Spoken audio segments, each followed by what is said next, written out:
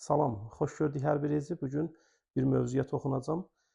Biz belə bir qayda bilirik ki, eyni cinsli qoşa sahibli sözlərin hamısı tələffüzünə görə fərqlənən sözlərdir.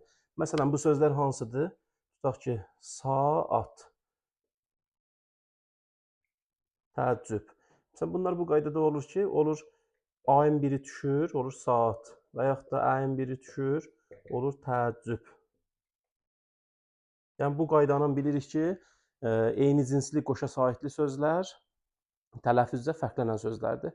Amma bunu unutmaq olmaz ki, bu cür qayda versə ki, eyni cinsli qoşa sahibli sözlərin hamısı tələffüzdə fərqlənir. Yox, burada yadda saxlamaq lazımdır ki, mürəkkəb sözlərə bu aid deyil. Məsələn, deyirik ki, anbaan. Anbaan sözü tələffüzdə elə anbaan olur.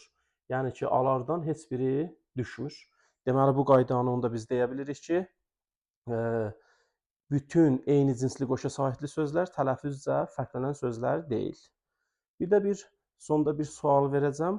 Deməli, sualımız budur ki, təsirli çallı söz, biz bilirik ki, təsirli çallı söz ancaq fe'li xəbərə aid olur.